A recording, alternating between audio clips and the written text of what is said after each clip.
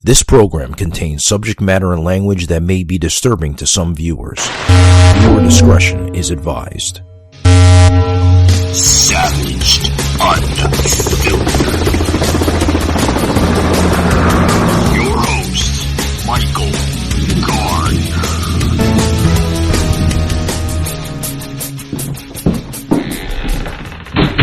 Hello. How are you doing, sir? How's everything going? Good. How's Florida these days? Florida's good. It's starting to cool down a little bit. Feels nice, after a hot and unpleasant summer, but it's good. I was going to say you had some weather a little while ago. What's that? You had some weather just a little while ago there. Weather, hurricane. Oh, yeah. I was like, what the hell is he talking about? We always have weather. Yeah. That was, Bob, I got the whole end of it. I got the face, the two sides, the ass, and the legs. I mean, it literally came right over Central Florida. I live in Orlando, and we got really bad. Dumbass. Well, hopefully you didn't get the ass first. No, we got that last, but we got that last. Okay, ass last. All right. So I want to introduce you to my listeners. Sure. I see that you are a radio personality of a show called Static Radio. Sure. Yeah, that's right. Go figure. Static Radio, staticradio.com. Got to do all the self-promotion, I guess. Yeah. I see. I was checking you out, Bob, and I see that you are the longest running weekly audio program on the internet.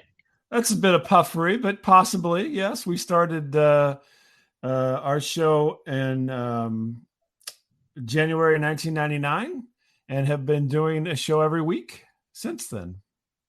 Because I kind of did my homework. It says 1998. I guess that's when you guys were just getting in. Well, I say January 1999 is the official date, but our first show we recorded was in November on Thanksgiving 1998 to do a couple of tests, and then we've been weekly ever since since January 1999. Holy shit! I had to make sure, man. I was like, I hope he's not just putting in that, just for publicity and shits and giggles. So I mean, this is a real thing. That's oh no, yeah, it's good. Real. It's a real deal. Yeah. We the idea came during 1998, and so much has changed over time here. But yeah, I finally put that out there just like, I don't know, within the last 6 months or something. I'm like, maybe I should put this on here somewhere, because no one, a lot of times people don't believe you. You say something like that and they're like, you're full of shit. What do you mean you've been doing this since nobody was doing anything in 1999? What the fuck are you talking about?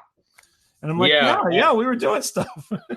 Yeah. I mean, you got to remember, folks, I mean, this is back in, terrestrial radio era, before podcasting and all that. Yeah. Way before podcasting. Yeah. And it was, there was not a lot going on. And it basically is just a continuation. My co-host Miles and I, we used to do a radio show in college. We graduated college, and in the subsequent few years after graduating college, I'm like, we had a lot of fun. And it would really be nice if we could continue doing that. And I have an idea. And Miles is not a technologically savvy type person. I said, don't worry about it. I'll take care of that.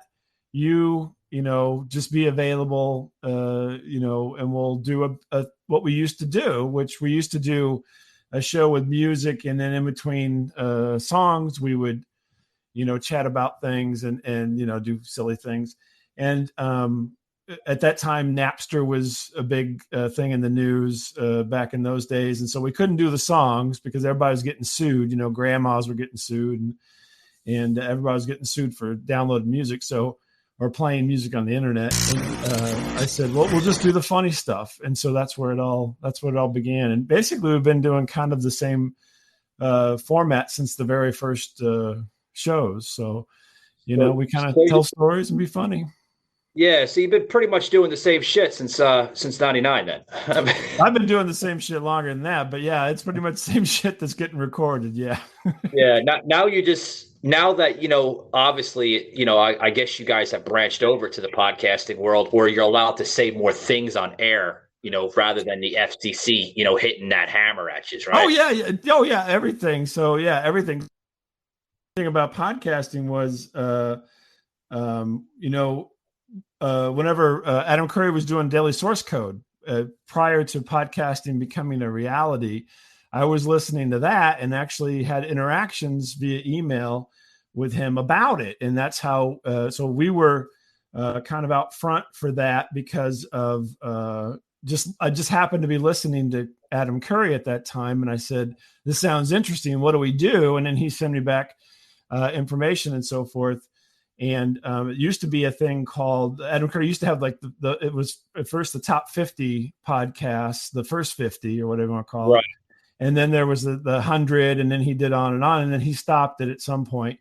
But anyway, we were in the first 50. So the interesting thing is that we were on iTunes before whenever podcasting became a thing, because they stole Adam Curry's list. So they took his list, and everybody who was on that list was on iTunes. And so I didn't even know it until after the fact. I found out through somebody else that said, "Hey, did you know you're on iTunes?" I'm like, I don't know. And and I'm like, yeah. And I kind of did a little detective work, and basically I looked through it, and there was the same people. And so I thought that was kind of interesting. I don't know that if he had a deal with them or what the deal, what the interesting part of it was. I remember iTunes. I mean, that was pretty much the beginning roots of podcasting, before Spotify took over, and, now it's Amazon Music and iHeartRadio, which, I mean, that's, if you can get on those platforms, you're pretty much in the golden goose, pretty much of the industry. Yeah, and I think at this point we're on pretty much all. I was looking at your thing, and I see you're on some things I've never even heard of called something like Chatcast or Chat something, and I'm like, I wonder what that is. I'll have to check it out. Bob, we're on so many fucking platforms now. When people are like, "How can we find you, Michael?" I'm like, "Dude, just Google search the show. Yeah. We'll come up on like 12 or 15 fucking platforms." Man. Yeah. And they grab it. I just got a thing. There's this thing called Wisdom. Have you heard of this yet? Wisdom. Now that's a new. Yeah, I've heard of that. It's in the developing beta stages of it. Yeah. Yeah. They sent me an email and said, join Wisdom. We'll give you a badge or something. I'm like, yeah, okay, whatever. And so that just came about just like I think 2 weeks ago. So anyway, everything just happens. It all just happens, So did you get your badge, Bob? I did. Yeah. Look up. I couldn't even tell you. I think it's only on an app, Wisdom app. I have the Wisdom app. And if you look up Static Radio, I think it's under Static, or I don't know if it's under I don't think it's under my name. I think it's under Static Radio. So if you, they're playing. Sorry. Now Ashley's talking on Wisdom. I apologize. But yeah, you just look up Static Radio on Wisdom if you get the Wisdom app, and it's a lot of stuff out there. But I'm not pushing Wisdom. It just happened. We're talking stuff here, so yeah, I hear you. So tell me a little bit more about the Static Radio. Like, who was the person that came up with that name? Oh, but we've kept it because I think. Now, I'm sure if Miles were here, he would argue with me, but I think I came up with the name back in college. So back in college, I was worked at the college radio station and was a promotions person. And I said, I really want to do a show, but I don't want to do a show like everybody else is doing, which everybody was doing. They play their records, they have some fun, And I'm like, I want to talk a little bit and do some, kind of bits and funny stuff and be goofy. And yeah, what's so I didn't want to do the regular stuff. Yeah, what's funny? I mean, you come from that same era of that on-air, kind of comical, act of like Howard Stern and others in that era. Exactly. So I find that very, very fascinating. Is that some of like? Did you? I mean, obviously everybody heard of Howard Stern. I'm sure you've listened to Howard Stern, before when he was on terrestrial, before he went over to Sirius. Is that some of the, ideas that led you to static radio, or you pretty much just did something on your own? I would say a little bit. I did not listen to Howard Stern until, oddly enough, after I had started doing the show, because he wasn't he wasn't on terrestrial radio where I was at. So he was in New York, and I would hear stuff, actually via the internet, even back then. But not on a regular basis. Not until I was out of college and working, he came to the St. Louis market where I'm at, and I would listen to him in the mornings. But we had already started doing the show, but I knew all about that. And other people, like I was, oddly enough, the weird thing is I'm grew up in downstate Illinois in the cornfields, but I would listen to WLS when I was young. So much younger. So it'd be Steve and Gary, if you have an idea of who those guys were. And it's time. We've got a global fan event to launch. Drum roll, please. Are you ready for Tudum? Are you ready? I'm ready. Today I get to share a special gift. It's happening. Coming at you right now. Tudum is back. Let's reveal some steamy secrets, shall we? I'm very excited for you guys to see it. I'll meet you there. Check out the news you've been waiting for. Get ready for some action. Bonjour, Tudum. It's time. Chegou a hora. Let me tell you what you're about to witness. I'm so excited to introduce my new movie. A lot of blood, sweat, and tears went into making this. Here's a sneak peek behind the scenes. It's very exciting, Yes. Hola, hola. Thanks for joining us. Let's get down to business. It's happening. It's magical. Se viene, gente. Se viene. I'm into it, babe. I'm into it. Go time. Take it away. Get ready to have your world turned upside down. I'm ready. Are you ready? Ready. Ready. Because we're sounding the alarm. In 5, 4, 3, 2, 1. Positions, everyone. We got this. Right? Savaged, unfiltered. John Record Landecker and people like that out of WLS in Chicago, but you couldn't get it every day. So it would just be happenstance and weather and a lot of different factors if you could actually listen to WLS down south in Illinois. But those with Steve and Gary would probably be a big influence. And, they're, probably all both dead at this point. I have no idea, but this kind of kooky stuff. And we mostly tell stories based on things that happen in our lives. So, we go out in the world and shit happens. And I see you label yourself as like the Midwest guy with an affinity for telling Midwestern, That's why you did. She goes, well, I don't expect you to understand. You're from the South. I said, woman, I'm about to teach you how to pluck a chicken. That's why you didn't catch you had a bit of weather. That's kind of, I think, a Midwesternism for having a storm or something. You don't go, God, you had a fucking hurricane. You go, oh, you had a bit of weather there, did you? And we're due for one more, Bob. I think there's another one. But God, I hope it fucking misses this and hits New York. Well, you get a bit more weather. What's that? Get a bit more weather. There you go. Yeah.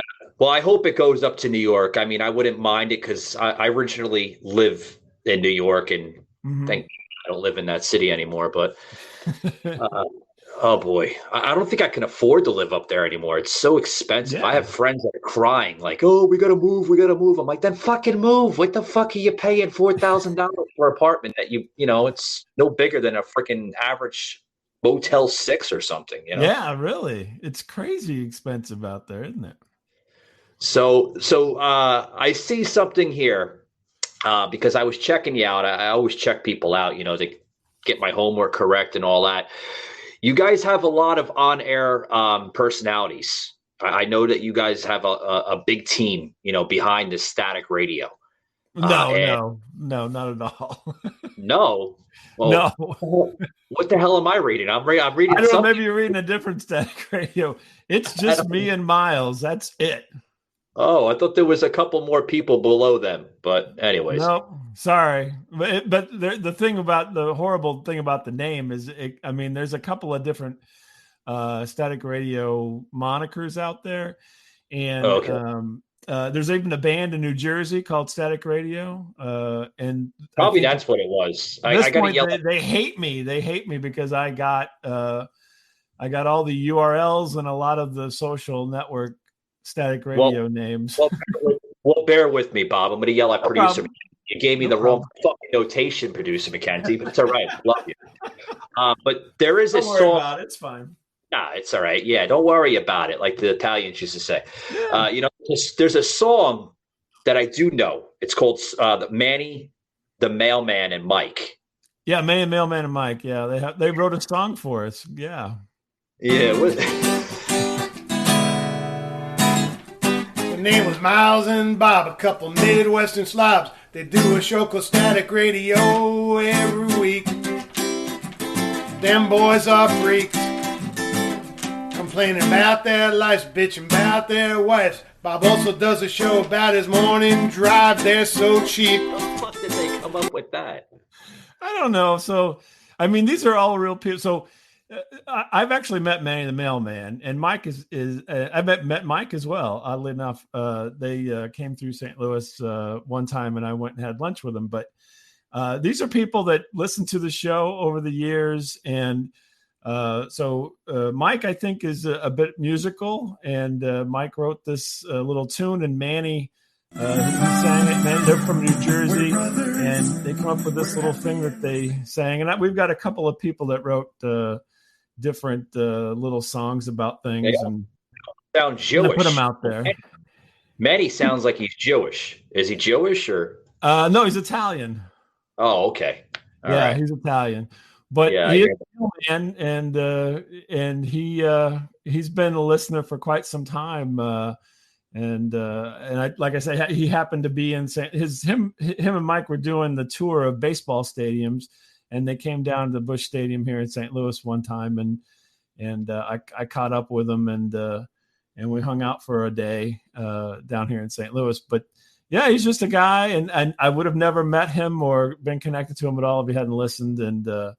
And so it was kind of cool. We're kind of you like yourself. You put something out there, and you just never know who you're going to connect with. And yeah, I've seen so many different types of radio personalities, comedians over the years. Because I've been doing this for 20 years. I've been in radio for 20 years. I started off as a tech guy up in New York. Kind of behind the scenes, working for 92.3 K Rock and a few other college stations up there way back in the day, and they don't even freaking exist anymore. But that's how I got my start, and over the years, I'm like, what the hell am I doing? Shuffling wires all damn day. I got to get on the radio. And just thought about it like 3 years ago, and I'm like, okay, let me see what I can do. And I'm going through like different networks, and some of these networks, Bob, they want like hundreds of thousands of dollars just to start. I'm like, there's got to be some fucking network out there where I can do it. Mm-hmm. I came across Anchor FM, and I'm like, I'm looking at some friends of mine that, started doing it, on YouTube before, podcasting pretty much got its peak of where it's at now. And I'm like, guys, you ever heard of Anchor FM? And they're like, no, what the fuck is Anchor FM? And I'm like, I don't know. It's this podcasting network. So I looked into it, and I started off like pretty much doing it from like my kitchen table like 3 years ago. And then it blossomed into like the show it is now, where, little by little, I started adding some more stuff to it and different things. And, we just kind of went along with it. And I got to tell you, Bob, we went through 3 fucking names to where we are now. Okay. The first name, it did not work with us at all. It sounded like a 5-year-old came up with it. The Kitchen Angle podcast. No. Scratch that idea. That sucks. Then we went to the Patriot Angle podcast, and I'm a conservative guy. I like, I believe in conservatism and the pretty much the demeanor of the American spirit. And where my podcasting was going, earlier this year, where it really, really got its headway. I'm like, I'm starting to get some more people on this show. Some of them are not so conservative and patriotic. Some of them are just straight up assholes, and some people are just crazy. So I had to come up with a name to fit the title. So I put Savaged. And I had a gentleman on the show not too long ago. He's like, Savage, you think you're going to get some shit, with the guy Michael Savage? I was like, I've heard of Michael Savage. I've been listening to Michael Savage for like the last 5-6 years. I was like, I don't think Michael Savage is going to be upset. I think when he passes away, he's actually going to be happy that somebody can continue that type of demeanor on the air. Sure. But we put the D at the end of Savage, so just in case he does get upset, you know what I mean? Right, yeah. Keep it out of the courts. Yeah. I don't need any lawsuits. Everybody's getting sued every day now in this country, and that's everybody's offended by everything, and they're turning into little snowflakes. Everything you say, they get upset. Oh, you said something. Go have a lollipop. Get the hell away from me. That's what I said. Actually, I have heard of Michael Savage. Okay, I just looked him up here because I'm like, I know that name. All right, got it. Yeah, when he was on terrestrial radio, he started off as the Savage Nation. Mm-hmm. He was actually in your neck of the woods. He did broadcast in St. Louis, right? You said you're from St. Louis, right? Yeah, St. Louis. So he probably was at KTRS or K-Fan or one of them. Michael Gardner, uncut, raw, uncensored. Yeah, I think it was KTS. Yeah, KTRS. Yeah. Yeah, KTRS. Yeah. Now he just broadcasts this out of his comforts of his home, which a lot of people are doing that. They're turning a spare bedroom into like a studio, put a couple of soundproof panels on the wall, try to cancel out that echo and stuff like that. Mm-hmm. And it's working for them. So hey, if it works, it works. Yeah, it works. No, you should. Everybody should do something there.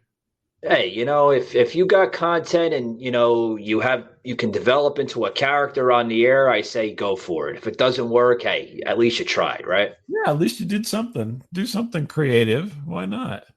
You did something creative.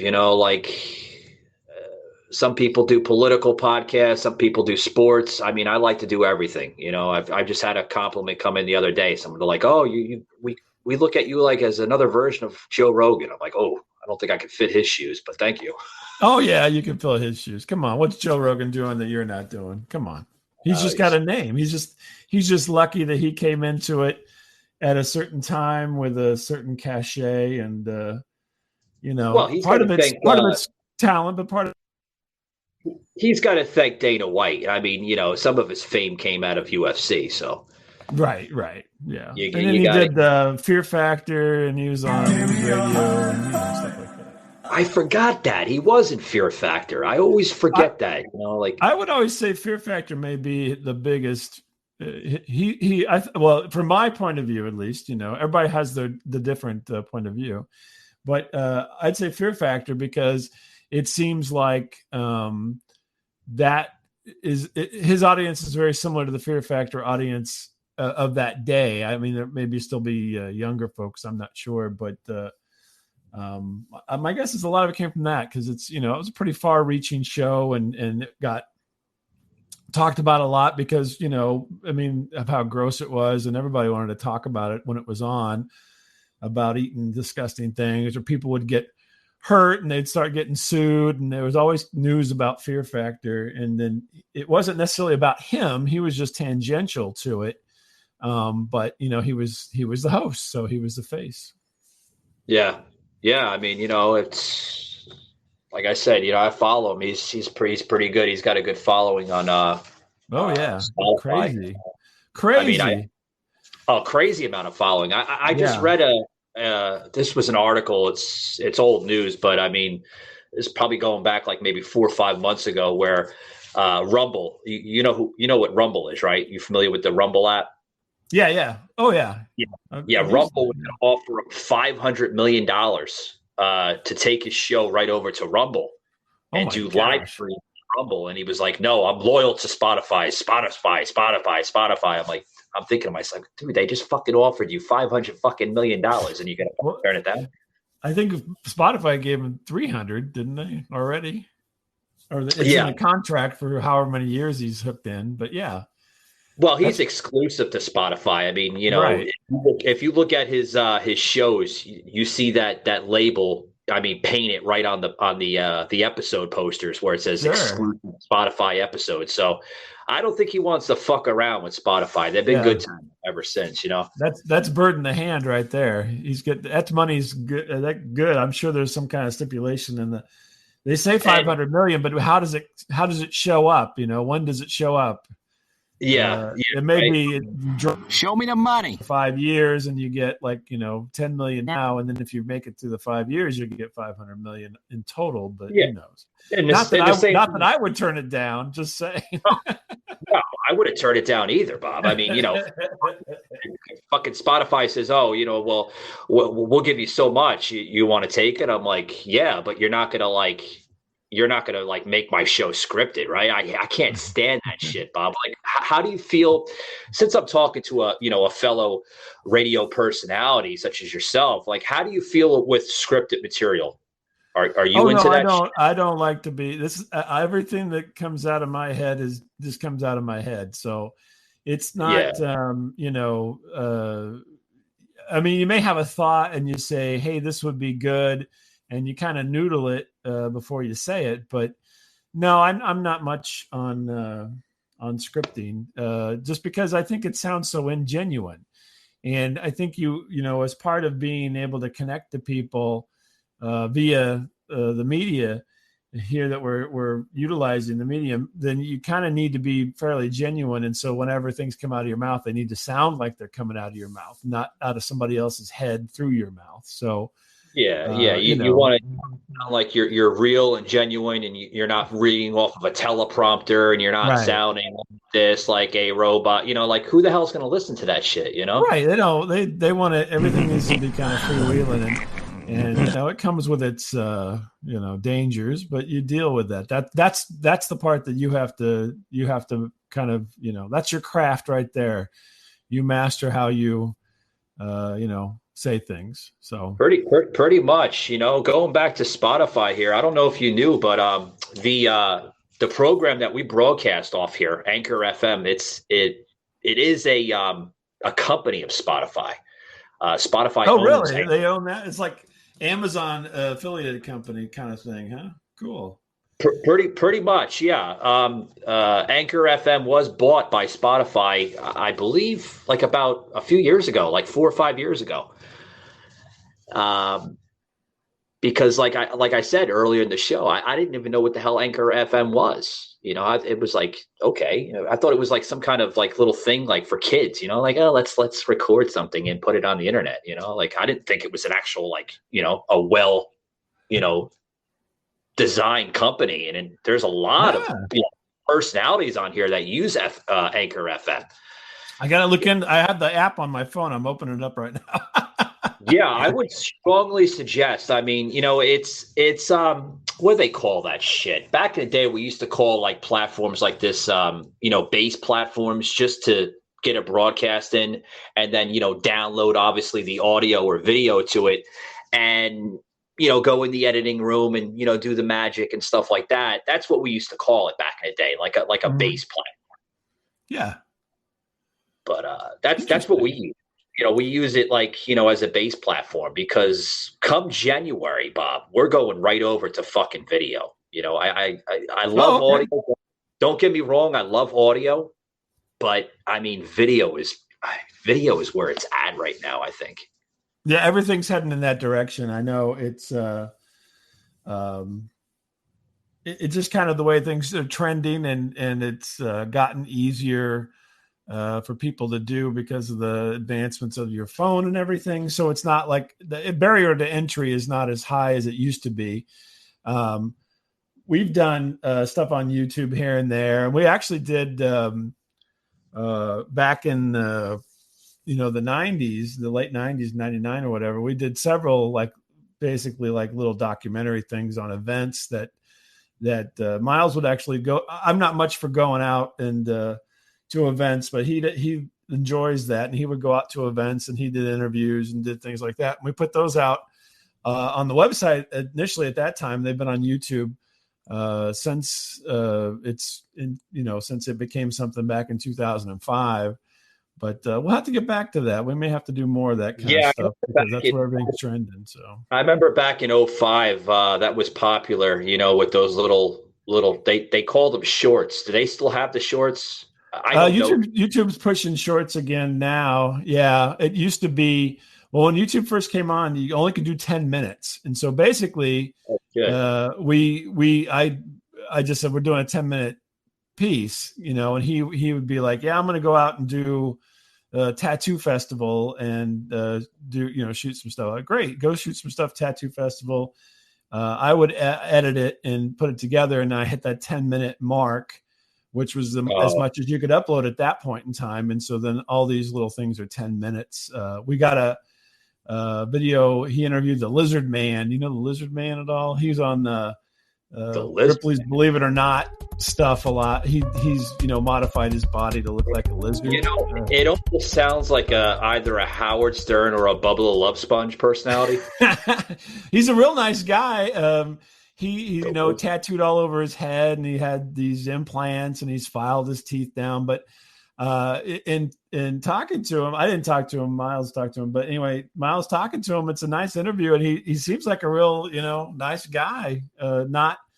When you look at him and so forth, you probably think he's probably pretty wild, but he seemed like a fairly down to earth kind of guy. But he just did all this body modification when he was young, and he's become this pseudo body modification celebrity.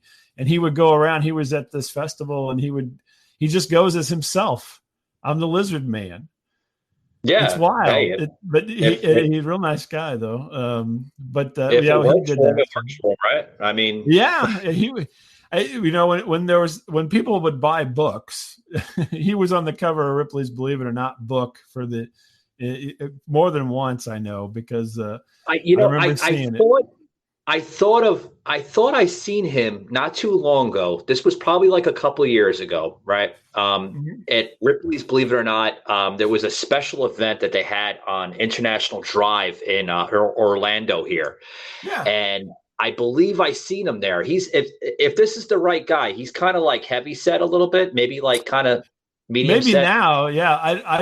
I haven't followed him since, but he was not a big guy, but he's gotten, this has probably been 20 some years ago. So he probably has. He's an older guy now. So he probably is heavy set now. He is much older. There was like a conference thing over at the Orlando, wasn't the Civic Center. It was the big, shit. What the fuck is the name of that place? It's right on I-Drive. They do like a lot of like Comic-Cons there, and I think he was over there too as well. Yeah. Yeah, he's his real name's Eric Sprague. I didn't know this. He was born in 72, so he's getting, a little bit older. And he was on the Ripley's Believe It or Not television show several times, and then a bunch of different stuff. And yeah, I gotta check him out. Maybe I can check him out. He's still alive, right? Yeah. Okay. I gotta reach out to him. He's 50, so yeah. They have the picture they have is of him when he was younger that I see here on the wiki. Okay. He was involved with Jim Rose Sideshow Circus. If you've ever seen that before. Yeah, I seen some of that work. Yeah, but that's YouTube. I wish fucking Bob.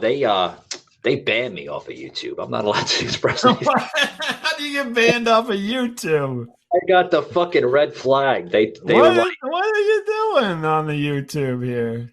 I wasn't doing anything stupid. I wasn't having like naked girls on my show or nothing like that. I was just stating stuff on my show, and now you know, Bob. I mean, you're a radio guy. If we say the wrong thing, I the guess. fact checkers come out and they get on their computer and they have to fact check you, and you're saying this, and wow. This all, yeah, Bob. This all came down, when we had to go through the pandemic, which I've been saying on my months and months. It was a plandemic, and you can't say anything about the movie or they're going to shadow ban you, Don't tell me some of your thoughts on the pandemic. I've got a few thoughts on it myself. So you say a plandemic, and what do you think the plan was? What's your thoughts on that? Well, I mean, we can go back to the last election, right? We can go into, how Trump and Biden were, going square and square like it was a fucking boxing event or something. And, right as Trump was campaigning for his reelection, right? That's when we started, getting introduced to this COVID-19 nonsense. Right, oh, wear a mask. I mean, you remember, right? You had. I remember vividly. Doctor, freaking hyping it up like it was like an infomercial or something. You got to wear your mask, and now you have to wear 2 masks, and I highly suggest you wear 3 masks, and social, and don't make sure you wash your hands. I'm thinking to myself, I'm like, is this guy really for real? And fast forward, I don't know, man. Half the stuff that came out of the CDC, half of it was just questionable, really questionable, because half the stuff that they used then, a lot of the tactics were done, during the Reagan administration when Dr. Fauci was still ahead of the CDC in the 80s with the AIDS epidemic. Right. So a lot of the shit that they used in the 80s to hype the AIDS up in the 80s, they did the same shit with COVID. So I've been telling people for months, I was like, this is all a publicity thing. Science hasn't changed, folks, in the last 2,000 years. There's always been viruses and diseases. They just mutate. This is, in my own personal opinion, Bob, this is nothing but the flu or the cold, and they just slapped COVID on it, just for publicity, to get the mean guy, the orange man out of office, the guy that tweets at 3 o'clock in the morning because they don't like him, for the senior citizen president that we have now that should have never been voted in. Savaged, unfiltered. And that's what it is. Yeah. I don't get the Biden thing. I mean, everybody cries, we don't want another white man, old white man as the president, and then they all elect an old white man. Go figure. Whatever. It doesn't make any sense. I mean, you've heard it too, right? Everybody says, "Oh, we don't want another old white guy," and then the next thing you do, old white guy right in there. Did you see the other day? He just made a comment on his social media and came out. I think he was on Fox or something. And he's like, I know I can beat him again in 2024 if it comes down to it. I'm like, how old is he going to be? Well, he's 80. He just turned 80 the other day. Yeah. Okay. Good luck. Listen to this, right? The man can barely read a teleprompter, and he's saying on national television that he knows. He doesn't think, but he knows that he can beat Donald Trump in 2024. Oh, you know what? No doubt he probably could, but you're right. It's insane. People, I always say, people, and I'm let me put this statement out there before I say this, so people can take it however they want to. But I am vehemently independent on politics. I think both sides are totally corrupt, and the system is corrupt, and we need something else. Is my personal thoughts on this. And I rarely talk about this, on a show or anything. I talk about more, humorous things, but I think that Biden is it's laughable that he can get elected. Just as laughable as one side thinks it's laughable that Trump can get elected. It's just as laughable that Biden gets elected, because they're both just part of the system. You look at the last 2 years. I cannot think of a period in American history where one administration has done more damage to the United States than Joe Biden in the last 2 years. Everything they have touched has gone to garbage. From anybody who has any normalcy in their lives. And, it's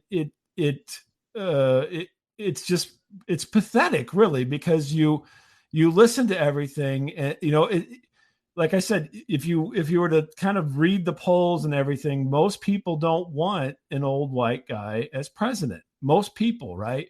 It is stated, it is out there. If you do the statistics, it'll be out there. And yet he's the president. So how can this be? Oh, well, it's the lesser of two evils, right? Well, here's the thing. Why is there only two evils? Why isn't there 10 evils? You know what I mean? Why can't it be the lesser of 10 evils? Here's the thing. Because people are stupid. Yeah, I mean, you painted. But here's the thing. You just said something. No one wants an old man as a president. It may have worked during possibly Jimmy Carter's era, because he, somewhat what is that? Dementia. Thank you, Mackenzie. Yeah, he might have like forms of dementia, like he is showing. That may have worked during the Carter administration where they felt bad for him. Like, oh, we feel bad for Carter because he's an old man and this and that.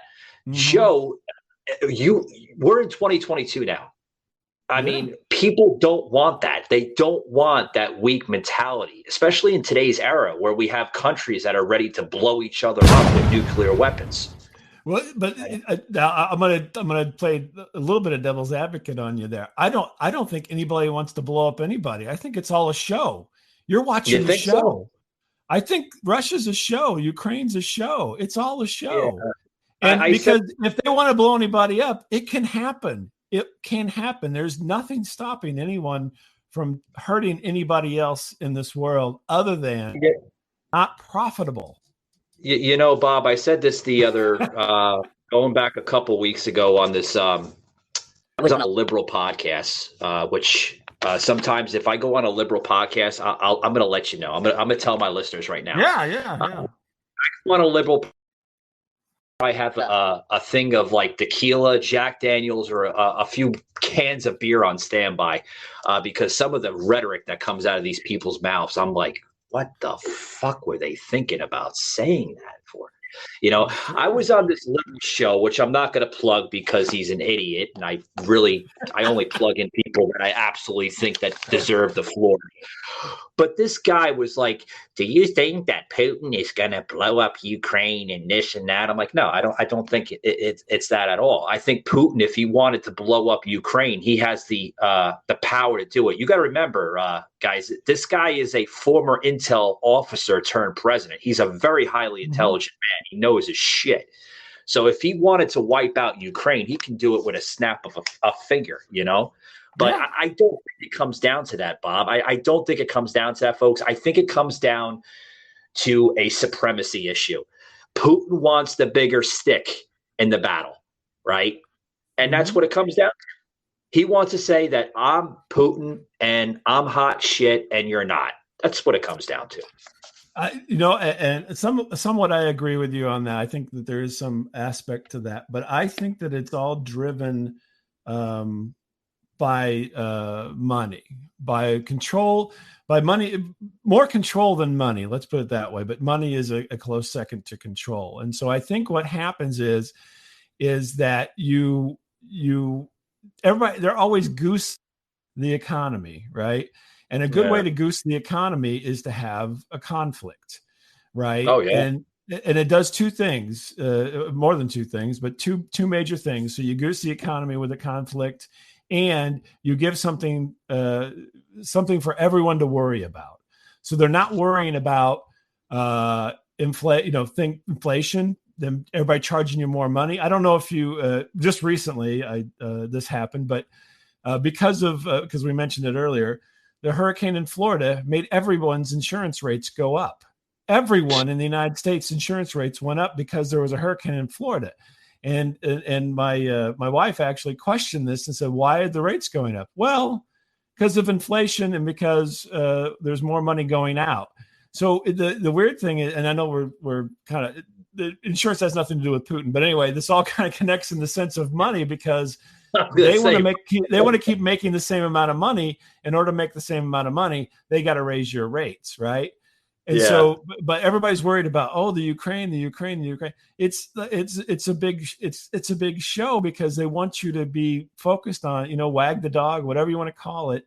They want you to be focused on something other than the fact that you're still being taken advantage of in your daily life. They need to be over there. What's that? You know what it's called? It's called a diversion agenda. There you go, diversion, yeah. Yes. We used to use that term very, very loosely back in the day. It's a diversion agenda. They want you to be, they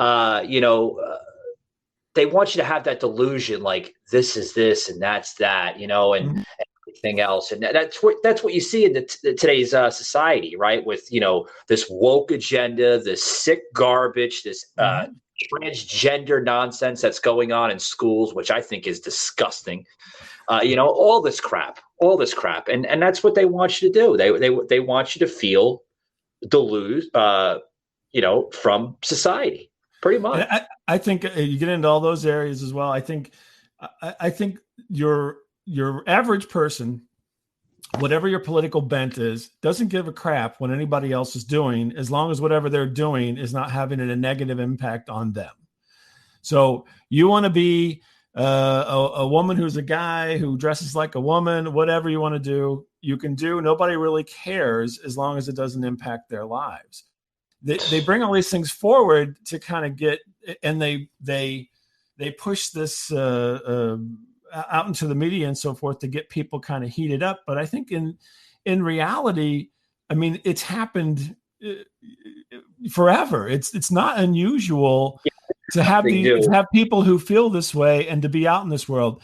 There was actually, my son was telling me this, and I don't know, he reads a lot, but anyway, he was saying Native Americans had another gender. So there was male, female, and another gender. Back before any of us were here in America, they had another gender, and it was recognized, and it was no big deal. So people would be male, female, and something else.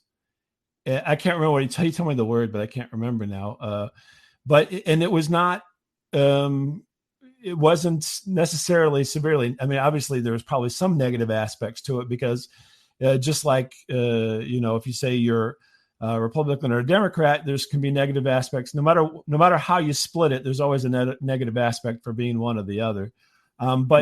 It wasn't as if it was something that was not known until today. This is something that has been around for thousands of years, and it's not. Like I said, I'm not pushing for this. I'm just saying that most people, because you're talking about, such a small percentage of society.